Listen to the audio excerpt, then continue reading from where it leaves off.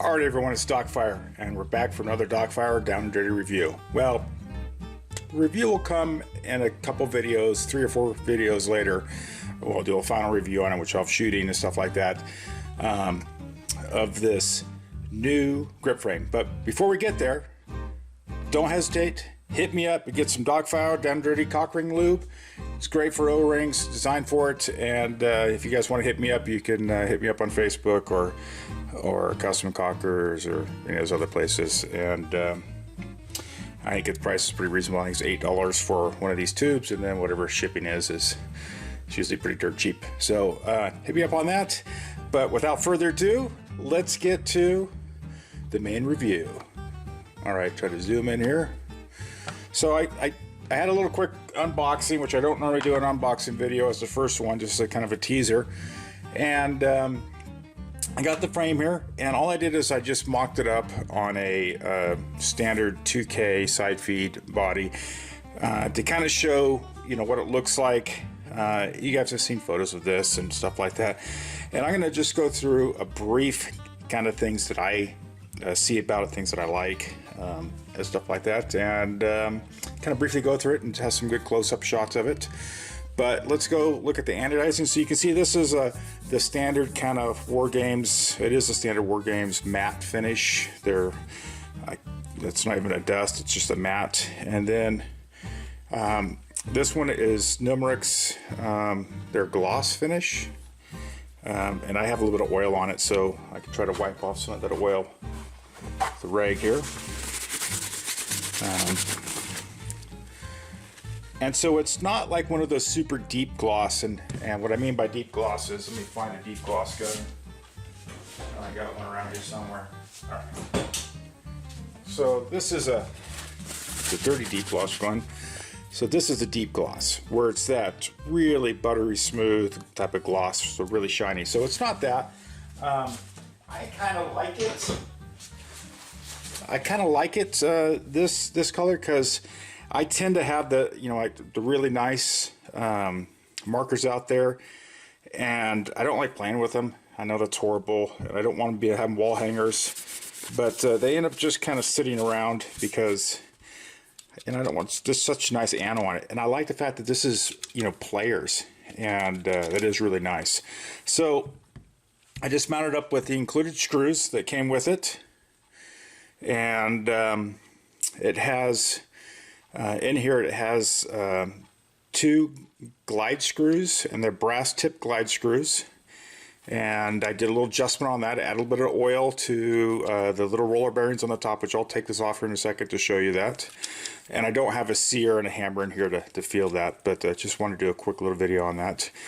And I adjusted these 2 screws and put a little bit of oil on the bottom of the body here, where those little rollers slide, and lubed all the little roller bearings. And for out of the box, no mods, outside of just lubing it up and adjusting it, it is a vast improvement on most stuff that doesn't have a decent trigger job out there. So it feels really nice. And if you saw Koa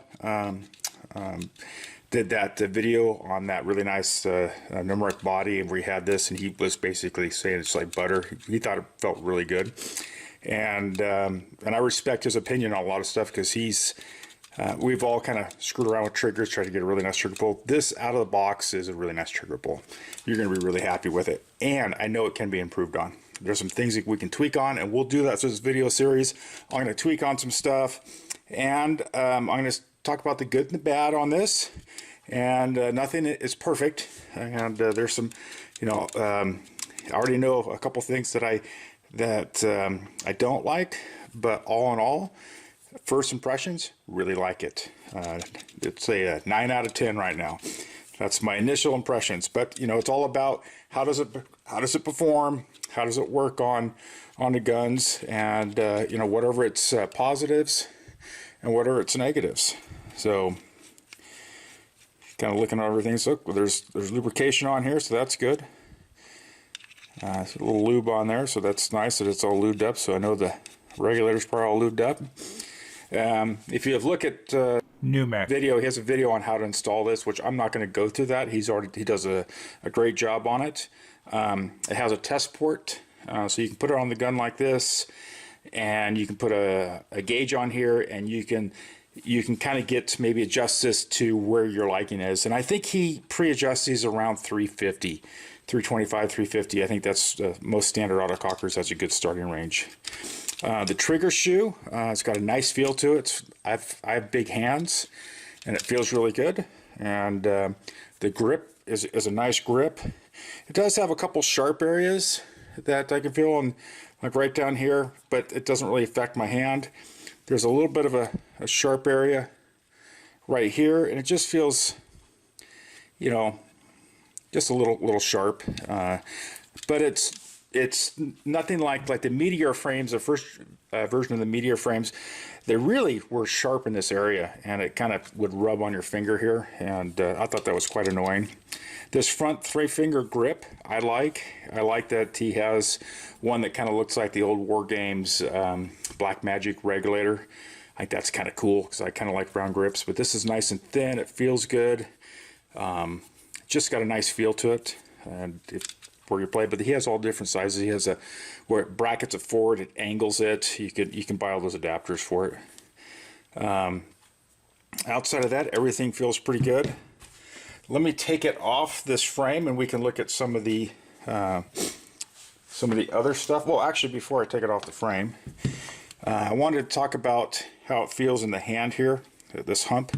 And I always look at my go-to frames, and the old Bell Cells Anger frames, and I've always really liked these frames, and I like how they fit my hand. And so if I look at this, I don't know if we can get it to in the lineup. It's a similar profile, so it's got that nice deep cut right here, which you can really sink your hand into, and it raises your hand up to the center line of the marker, which I like. I think that works really well, and so it really kind of tucks your hand in there. And I think it's very reminiscent. This shape back here is very similar to the Inception Designs shape on the back. It has the same feel, except that Shepson's Designs, it's a little thicker here, and this is a little thinner in here, just a little bit. I mean, it's such a little tiny bit that it's like you don't really notice it. But that's actually kind of nice. Put this stuff away. So I think it's closer to the height here to a Bell Cells, and this natural arc back here to the Inception Designs. So it's a good feeling. It feels really good in the hand. So it's a really nice job with that. But with that, let's take off the frame from this body. Like I said, I didn't put any of the O-rings in here or anything like that.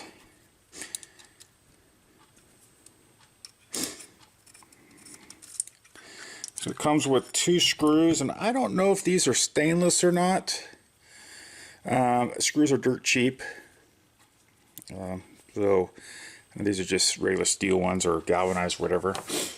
But that off to the side, put the screws off to the side. So if we go in here and we wipe off some of the oil, I put a little oil in here to kind of lube it up. Wipe some of that off. There we go. Actually makes it look really glossy. So it's got nice roller bars, so rollers on the top of the slider, which are really nice. And this is very reminiscent of the I'm trying to remember the little angry man face here. I can't remember the name of that, but they're about the same size, which I always really liked their trigger plates. The sear is, I think, a titanium nitrate or something like that, so it's what they make some drill bits out of, I guess. I'm not an expert on all that stuff, but it's this gold color. It's not plated. It's steel. It's kind of cool. Little things here. If I get my light, hold on, to grab my light here, guys. I'm going to try to shed some light on some of these things. So if we get up here in the camera, and Here it says 632. That tells you the screw size. I thought that was kind of cool. That's where the relief valve is, and I think that's set to around 350, 400 psi to relief at. It is adjustable, from my understanding. I just don't know how. There's a little hole there. I don't know what that little hole's for, but it's cool. It tells you it's 632 screws. I mean, that's all machine side. It has the test port, which is nice. It's got a couple of Allens down there that hold the regulator on. Obviously, if I can just get the light to shine in there. Some Allens on the inside that hold the grip on, and then the Allen that comes up from the bottom. And those are all, the top ones look like a stainless and the bottom looks like it's a steel. And then the bottom, and I think these are, I think they're 832. I'll tell you here in a second.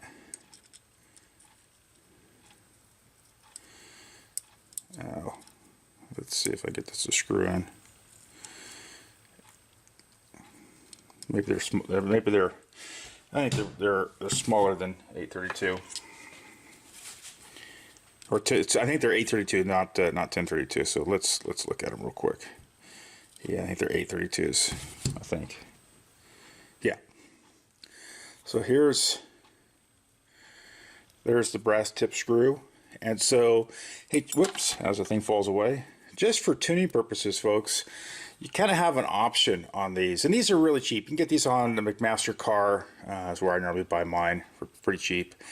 And what I do with these, if I'm using brass tip, is I'll screw these into like a little nut or little all nut thread, kind of lock it in there, and then I'll run this across my buffer wheel, and I kind of knock down the outer edges of it. And if I can get everything to focus, and I just want to kind of polish that top, because if you look, and you guys can't see here, I don't know if I can get it to focus. I don't know if you can see the light. You can see the machine marks on that, and that's from the factory, not from Nummech. This is whoever makes these little screws. I don't think he makes them. You know, that will all wear down. It's brass, so eventually polish out. But if you want it to, you know, really fine tune it, you can buff that out a little bit, really fine sandpaper, and then on your buffing wheel and shine it up. And it will go dull real quick, but it's, you kind of pre-wear it a little bit. And then I always use a little bit of a low strength Loctite when I screw this in. Not blue, not red. I use here's the Vibratite brand, and it's the low strength. It's really for vibration, or Vibratite VC3, which is not a Loctite, but it's prevents fasteners from loosening, and it's an anti-vibration, and it works really good. And that makes it nice because it's totally adjustable, and wherever you adjust that to, it stays there. Oh, I'm sure I didn't screw that in too far. But anyway, but it'll still screw there. It's got stainless screws on the trigger plate, stainless screws for the grip, so it comes with grip screws. Stainless screw and steel screws on the bottom here, so it looks like you have two top ones and a couple bottom ones. The adjusters down there for your regulator, so it's if you turn it clockwise, it's going to reduce the pressure. If you turn it counterclockwise, it's going to increase the pressure. You can see that here. Let me see if I can get the light on that. Wipe that. There we go. And it's nice because it tells you what size wrench. It takes an 1/8 inch wrench, which is, those are nice little touches that are done, that, you know, for folks that don't, you know, normally work on these things and they don't know what it is, it makes sure they don't, at least hopefully they don't put the wrong Allen wrench in the bottom there. So, but all in all, guys, so far I really like it. My next video is going to be on a gun, and I don't know what gun I'm going to put it on. There's my gun that I did the review with the gunfighter frame on, and this has the Killshot Customs Delrin trigger in it, which is amazing. And Who knows when he's going to start making more of those. But anyway, I may do it on this gun because this is kind of a test bed gun, and I know it shoots good. And it's pretty standard. It's a pretty standard cocker. It's got an Oracle 3-way, which is a really short 3-way, which I kind of want to mess around with this and see how that works. But that's a gun we can put it on. And outside of that, I don't know. I'm looking to see if it has any trigger stop or, you know, forward or reverse stop screws, and I don't see anything. And I don't think you can in this. You probably could, but I think it's require a lot of work. What you could do is Palmer's used to drill the trigger shoe out and put a screw in here with a little nylon tip on it, and that was your rear travel screw, and which is really all you need. The front travel screw is kind of nice. It's not necessarily needed, but the rear one's actually, to me, the most important one. And it would stop against this back thing, and being that plate looks like it's a standard thickness, at least I think it is, you could probably use one of the Palmer's trigger shoes that's pre-drilled, or I don't know, Nummech, maybe you drill these and you put a little set screw in there that will stop against this back thing, and that'd be kind of cool, because then you'd have a rear trigger stop. But food for thought. Let's get this video done, and I'm going to get this installed on a gun and get it set up, and we're going to do some shooting with it and some other testing and stuff like that. And before I do that, I am going to kind of take this apart, and I may have another video in the middle between that, and I'm going to do some of the Dockfire trigger work. Well, no, I'm not. I'm going to put it on the gun, shoot it stock. I'm not going to mess with it. Then I'll mess with it. So there may be several videos here, because I had to do that with the gunfighter frame. I had to go through and I found this thing. Oh, I want to show you this now. So anyway, make sure you like, subscribe, and if you subscribe, you'll get notifications when the next video pops. All right, guys, have a good one. Dockfire out.